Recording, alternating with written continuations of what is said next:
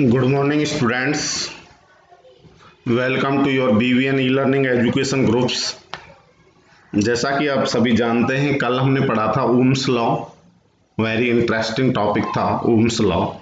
Ohms law में आपको पढ़ाया गया था कि at constant temperature the current flowing through a wire is directly proportional to its potential difference across its two ends. कि जो करंट फ्लो होता है किसी भी वायर में, वो उसके पोटेंशियल डिफरेंस के डायरेक्टली प्रोपोर्शनल होता है। इट मीन्स यदि करंट को इंक्रीज करते हैं तो पोटेंशियल डिफरेंस भी इंक्रीज होता है, और करंट को डिक्रीज करते हैं तो पोटेंशियल डिफरेंस भी डिक्रीज होता है। तो ये हमने कल आपको सिद्ध करके भी दिखाया था। उसके बाद उसका एक्सपेरिमेंट भी किस प्रकार उसको प्रूव किया जा सकता है। उसके बाद आज का जो हमारा टॉपिक है वो है factors affecting the resistance of a conductor. जो कंडक्टर होता है, रेजिस्टेंस ऑफ ए कंडक्टर होता है, उसको कौन कौन से कारक प्रभावित करते हैं, आज हम यही पढ़ेंगे। तो इलेक्ट्रिकल इसमें जो रेजिस्टेंस होता है of a conductor depends of following factors. Number 1, length of the conductor. एक तो ये लेंथ पर प्रभावित होता है, लेंथ के द्वारा। तो वो कैसे, आपको पढ़ाएंगे कि resistance of a conductor is directly proportional to its length. इसका मतलब ये है, जैसे जैसे लेंथ बढ़ाएंगे किसी वायर की, किसी कंडक्टर की, तो रेजिस्टेंस क्या होता चला जाएगा, बढ़ता चला जाएगा। मान के चलो कोई वायर है हमारे पास, 10 सेंटीमीटर वायर है और उसका रेजिस्टेंस मान के चलो 10 ओम है। अब उस वायर को आपने 20 सेंटीमीटर कर दिया है तो रेजिस्टेंस भी ऑटोमेटिक क्या हो जाएगा, 2 गुना हो जाएगा, 20 सेंटीमीटर ही हो जाएगा। इसका मतलब है यहाँ पर यदि लेंथ बढ़ रही है वायर की, लेंथ बढ़ने से रेजिस्टेंस क्या होता चला जाता है, बढ़ता हुआ चला जाता है। ये ध्यान रखना, जितनी ज़्यादा लेंथ होगी वायर की उतना ही उसका रेजिस्टेंस। इस एक तरह से सीधी सीधी बात है कि इसमें यदि लेंथ बढ़ाएंगे वायर की तो उसमें करंट का जो फ्लो है वो ऑटोमेटिक कम हो जाएगा। क्यों हो जाएगा? क्योंकि आप जानते हैं वहाँ रेजिस्टेंस बढ़ेगा, और रेजिस्टेंस का मतलब है, रेजिस्टेंस का मतलब होता है बाधा, प्रतिरोध। जैसे आपने पढ़ा है वाटर रेजिस्टेंस, घड़ियों के पीछे लिखा होता है, जो रिस्ट वॉच होती हैं उनके पीछे लिखा होता है वाटर रेजिस्टेंस। का मतलब ये जो घड़ी है ये पानी का क्या करती है, प्रतिरोध करती है। यदि इसको पानी में डालेंगे तो उस घड़ी पर पानी का कोई प्रभाव नहीं पड़ेगा।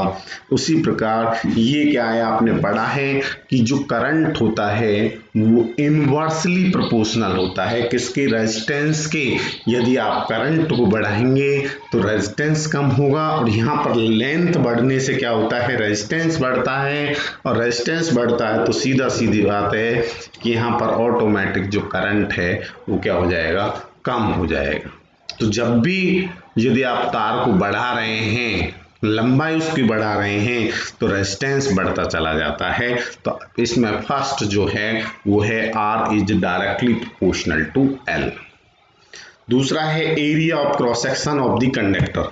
Area of cross section of the conductor, the resistance of a conductor is inversely proportional. ये क्या होता है, उसके इनवर्सली प्रोपोर्शनल होता है to its area of cross section.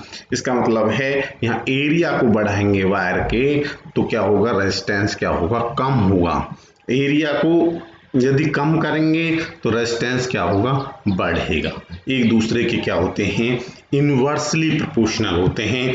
और जो एरिया होता है वो होता है पाई आर स्क्वायर। तो resistance of a wire is inversely proportional to the square of its diameter. जो डायमीटर होता है उसका square. When the diameter of, मान के चलो किसी वायर का डायमीटर जो है उसको डबल करेंगे तो रेजिस्टेंस क्या आ जाएगा, इसका 1/4 हो जाएगा, मतलब चौथाई हो जाएगा।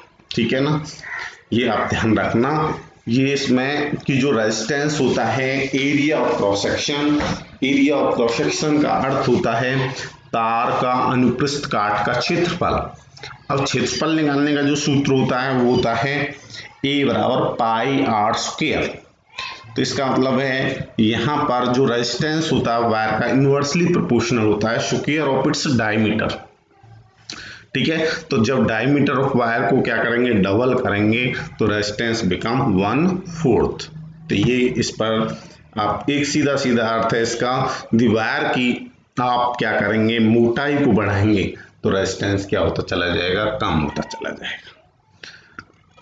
अगला पॉइंट है effect of the nature of material of the conductor. ये जो कोई भी नेचर है, कोई भी किसी भी पदार्थ की, उसको भी उसके द्वारा भी वो क्या होता है, प्रभावित होता है।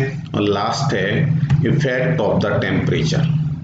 इसका मतलब है resistance of all pure metals, जितनी भी प्योर मेटल्स हैं वो क्या होता है, उनका जो रेजिस्टेंस होता है वो इंक्रीज होता है, बढ़ता है, किसके द्वारा, यदि उसके टेम्परेचर को रेज करते हैं, बढ़ाते हैं। यदि प्योर मेटल के टेम्परेचर को रेज करेंगे, बढ़ाएंगे, तो सीधी सीधी बात है रेजिस्टेंस भी क्या होगा, बढ़ जाएगा। And decrease on lowering the temperature, और रेजिस्टेंस डिक्रीज हो जाएगा कब, जब टेम्परेचर क्या होगा, लोअर होगा। तो ये आप ध्यान रखना, ये 4 कारक हैं जिन पर रेजिस्टेंस ऑफ ए कंडक्टर क्या होता है, जिनके द्वारा प्रभावित होता है। आगे इसमें इस रिलेशन से जो हमने यहाँ पर फर्स्ट और सेकंड जो इक्वेशन है, फर्स्ट और सेकंड इक्वेशन क्या है, फर्स्ट इक्वेशन कहती है R is directly proportional to L। यहाँ पर जो फर्स्ट इक्वेशन है वो क्या है कि जो रेजिस्टेंस है it is directly proportional to the length of the wire, length of the conductor. और सेकंड है R is directly proportional to 1/A। इन दोनों इक्वेशनों से हम क्या करेंगे, इनके रिलेशन से इनको कंबाइन करेंगे, इन दोनों इक्वेशनों को, तो क्या होगा, it has been found by experiment R is directly proportional to L और R is directly proportional to 1/A। तो जब इनको हम क्या करेंगे, दोनों रिलेशनों को कंबाइनिंग करेंगे, जोड़ेंगे, तो by combining the relations first and second, तो we get R is directly proportional L/A। यहाँ L है, यहाँ A है नीचे, तो ये आ जाएगा R is directly proportional to L/A। अब यहाँ जो प्रोपोर्शनल है इसकी जगह हम क्या ले लेंगे, ये जो डायरेक्टली प्रोपोर्शनल है इसकी जगह कांस्टेंट ले लेंगे, और यहाँ कांस्टेंट लेंगे रो। क्या लेंगे, रो। तो R बराबर हो जाएगा रो इंटू L/A। अब यहाँ पर रो क्या है, रो इज ए कांस्टेंट, जिसको क्या कहते हैं, resistivity of the material of the conductor. इसको क्या कहते हैं, resistivity of the material of the conductor. तो रेजिस्टिविटी जो होती है उसको दूसरा एक नाम दिया गया है, resistivity is also known as specific resistance. उसको एक विशिष्ट प्रतिरोध के नाम से जाना जाता है जो रेजिस्टिविटी होती है। और रेजिस्टिविटी यहाँ से इस फॉर्मूले से ही आपको रेजिस्टिविटी निकालनी है। तो यहाँ R/1 करके इसको क्रॉस मल्टीप्लाई कर दो, तो क्या आ जाएगा, रो बराबर आ जाएगा, रेजिस्टिविटी बराबर आ जाएगा R इंटू A/L। यहाँ पर R क्या है, रेजिस्टेंस, A क्या है, एरिया ऑफ क्रॉस सेक्शन, और L क्या है, लेंथ ऑफ द वायर या लेंथ ऑफ द कंडक्टर। तो R क्या है, resistance of the conductor, A क्या है, area of cross section of the conductor, और L क्या है, लेंथ ऑफ द कंडक्टर। इस प्रकार हम क्या निकाल सकते हैं, रेजिस्टिविटी निकाल सकते हैं, स्पेसिफिक रेजिस्टेंस आप निकाल सकते हैं। और इसकी डेफिनेशन क्या है रेजिस्टिविटी की, जो रेजिस्टिविटी होती है of a substance is numerically equal to the resistance of a rod. जो एक रॉड होती है उसका जो रेजिस्टेंस होता है ऑफ दैट सब्सटेंस, उस सब्सटेंस की विच इज 1 मीटर लॉन्ग, जो 1 मीटर लंबा है, and 1 square metre in cross section, और उसका जो एरिया है वो क्या है, 1 स्क्वायर मीटर है। तो यूनिट ऑफ रेजिस्टिविटी, यूनिट कैसे निकालते हैं, रो बराबर है R इंटू A/L। तो R की जो यूनिट है, ऐसा यूनिट, वो रेजिस्टेंस की क्या है, ओम, एरिया की क्या है, मीटर स्क्वायर, और लेंथ की क्या है, मीटर, और मीटर से स्क्वायर कट गया, तो यहाँ पर इसकी जो यूनिट है वो बची ओम मीटर। इससे ही निकाल लिया हमने यहाँ पर। ये जो आपने एसआई यूनिट निकाली है तो यहाँ से निकाल सकते हैं इसको। आर की आप एसआई यूनिट जानते हैं, आर की जो एसआई यूनिट होती है वो होती है ओम। एरिया की क्या होती है मीटर स्क्वायर, लेंथ की क्या होती है मीटर, और मीटर से स्क्वायर कट गया तो यहाँ पर ओम बराबर क्या आ गया, वो सॉरी रेजिस्टिविटी रो बराबर ओम मीटर आ गया। तो जो स्पेसिफिक रेजिस्टेंस है, जो रेजिस्टिविटी है, उसकी जो एसआई यूनिट है वो है ohm metre. SI unit of resistivity is ohm metre. आगे है the resistivity of a substance does not depend on its length. जो रेजिस्टिविटी होती है वो उसकी लेंथ पर डिपेंड नहीं करती।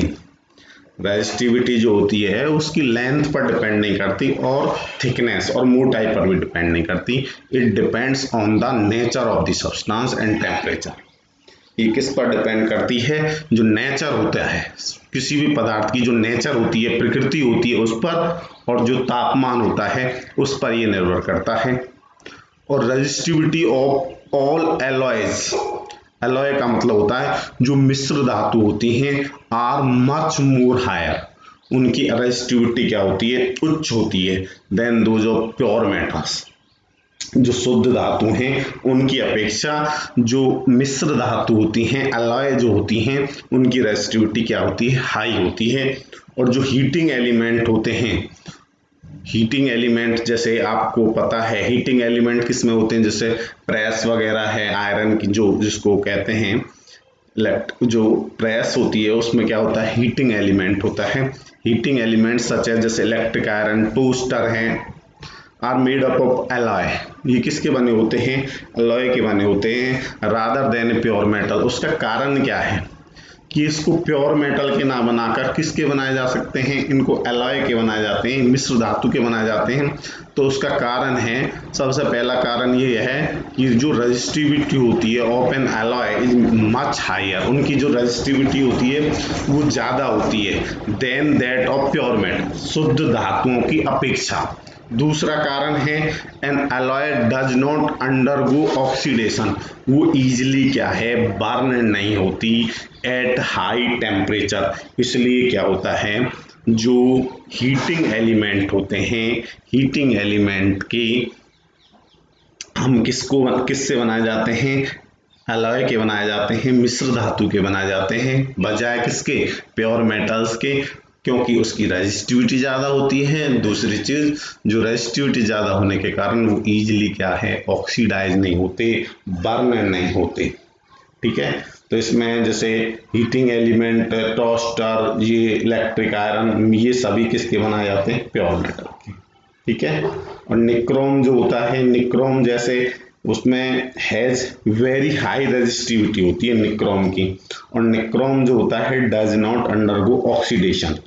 तो निक्रोम वगैरह का यूज करते हैं जो हीटिंग एलिमेंट मेड ऑफ तो ठीक है, जैसे इलेक्ट्रिक आयरन है तो उसमें जो हीटिंग एलिमेंट है वो किसका बनाया जाता है निक्रोम का। निक्रोम क्या है एक एलॉय है, एक मिश्र धातु है। तो इस प्रकार हम क्या कर सकते हैं, इससे जो रेजिस्टिविटी है हमने पढ़ा है इससे बहुत सारे न्यूमेरिकल भी सॉल्व कर सकते हैं, क्योंकि आपको रेजिस्टिविटी पूछा है तो आप फॉर्मूला लगा देंगे रो बराबर R into A upon L.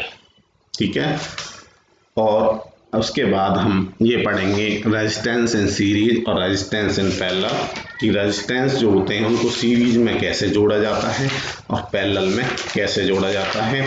इसको हम कल पढ़ेंगे इसके बारे में कि रेजिस्टेंस इन सीरीज और रेजिस्टेंस इन पैरेलल।